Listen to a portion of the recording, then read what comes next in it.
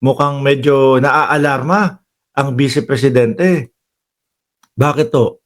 Ayan, oh, may panawagan yata sa kanyang mga kapatid. Hindi na ho nakakagulat ito mga bossing, ha. Hindi na ho nakakagulat 'yan. March 16, 2025, balita ng Bombo Radyo News. BP Sara inabisuhan ang kanyang mga kapatid. Sila Baste. Oh, baka pati si Kitty Duterte makakasama diyan. Nasa wastong gulang na din ho yung ano no. Si Kitty, si Pulong. BP Sara inabisuhan ang kanyang mga kapatid para sa maaaring pag-aain sa kanila ng hindi umano'y search warrant. Ikaw ba naman araw-araw sa ginawa ng Diyos, hindi po si Kibuloy ha, yung Diyos po na tunay, yung Diyos po talaga na may likha. Si Kibuloy, Diyos lang ho yun ng mga DDS. Araw-araw na ginawa ng Diyos, yung mga issue sa kanila, puro pag-iwas ho ang ginagawa nila. Mga bossing, panay po pag-iwas yung ginagawa nila. Umpisahan mo na lang dyan. Sa confidential funds, umpisahan na lang ho natin o isama na po natin yung mga hindi maipaliwanag na mga pangalan doon sa confidential funds. Yung 250,000, BP Sara pa lang ho ito ha. BP Sara pa lang ho ito, 250,000 ano tawag doon? Yung bahay na inupahan. Hindi nila ipinapaliwanag. Walang magagawa ang gobyerno. Walang magagawa ang tagapagpatupad ng batas. Kundi talagang maghalukay sa kanila, mga bossing. Ghost student at pogo. Di ba? Lahat ho yan, mga bossing. Ano pa? Yung Pulong naman, magnetic lifter. Hindi nila sinasagot Ang ginagawa ho nila, mga kababayan, kaya po nagpapatong-patong ang problema nila, hindi sila sumasagot sa mga katanungan, no? Kagaya na lang yung kay Senator Trillanes, dating Senador Trillanes, sa dating Pangulo. Meron siyang sinabi, merong pumapasok na mga pera, 2 bilyon, ganito, ganyan, sa account na ito. Sabi niya, kung pagbibigyan mo kami, Duterte, pirmahan mo itong waiver na ito. Para makita natin yung sinasabi ko talaga na ganito, ganyan. Puro sila pag-iwas ho, mga bossing. Hindi matatapos ang problema pagka ganun ang diskarte. No? Hindi mauubos ang problema pagka ganun ang diskarte. Tayo ho, mga kababayan, maging aral po sa atin itong ginagawa nila.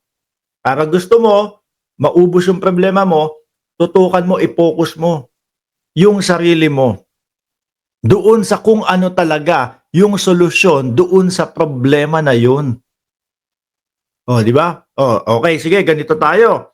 OBP, paliwanag natin sa kanila yung confidential funds, no? Kung paano natin talaga ginastos. Lahat-lahat yan. Tapos pag natapos na natin yan, puntahan naman natin yung Department of Education. Meron silang sinasabi na ghost student. Asikasuhin natin yun at ipaliwanag natin sa kanila kung ano ang nangyari at kung bakit may mga ganon at hindi totoo yun. Nauubos unti-unti. Ang nangyayari ho, nagkakapatong-patong lang ho, mga kababayan. Kaya syempre, ano ang expect mo sa gobyerno? Ayaw nilang sagutin. Sige, maghain tayo ng search warrant sa kanila. Diba? Sabi ni Orion Scar ulit, Swiss bank account, St. Kitts, St. Kitts, malapit sa amin yan. Wag mo na isa, HSBC, yun. Yung mga bangko nila sa Europe. Dapat ito, sinasagot ho nila, mga kababayan. Kaya lang, ang gagawin nila, hindi, si Bongbong Marcos, ganito, ganyan. Ang nangyayari ho, dumadagdag pa ng dumadagdag ang problema nila. Imbis na wala pong problema si Inday Sara Duterte, mga bossing, tungkol ho sa pagpapatay kay First Lady Lisa Marcos, kay Pangulong Bongbong Marcos at kay House Speaker Martin Romualdez. Imbis na wala siyang ganung problema, nagkaroon pa, nadagdagan pa. Oh, dahil pinipilit nila na i-divert, sabi ni JM30, agree. Pinipilit nilang i-divert, na ang nagiging daan ito para ma-stress sila ng sobra at makapagbitaw sila ng mga ganong salita. Pero ako naniniwala ako dahil nga sinabi yon ni BP Sara, no joke. No? Totoo 'yun. Hindi lang dahil doon sa sinabi ng no joke. Ako naniniwala na totoo 'yun, mga kababayan, kasi pag frustrated ka na, yung galit ka na, yung akala mo kapag ka ito sinabi ko, maihinto tong mga to. Kakabahan tong mga ito. Pero hindi. Kahit pagbantaan mo ang presidente, baka nga araw-araw may nagbabanta sa presidente. Siyempre, hindi kakabahan niya nung pag ganun lang.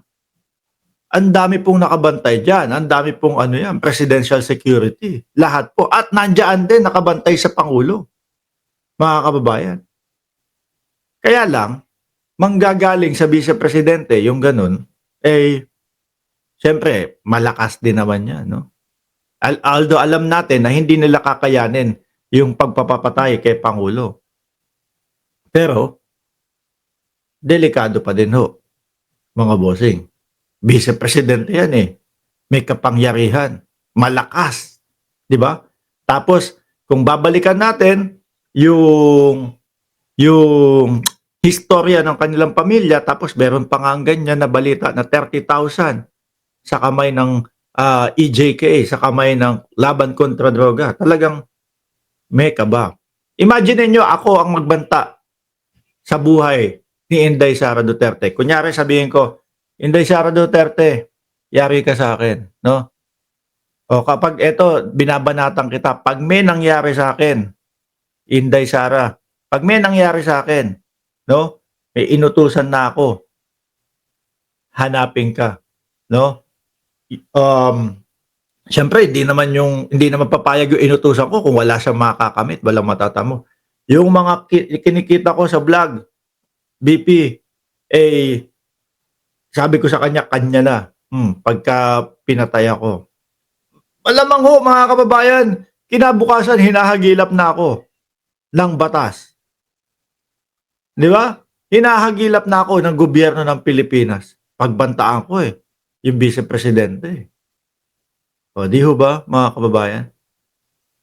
Ngayon, sabi ko, sige nga, tingnan natin kung ano yung magiging dahilan nila dito, kung paano nila mailulusot yung pagbabanta na yon. Mukhang hindi kaya. Bakit mga kababayan?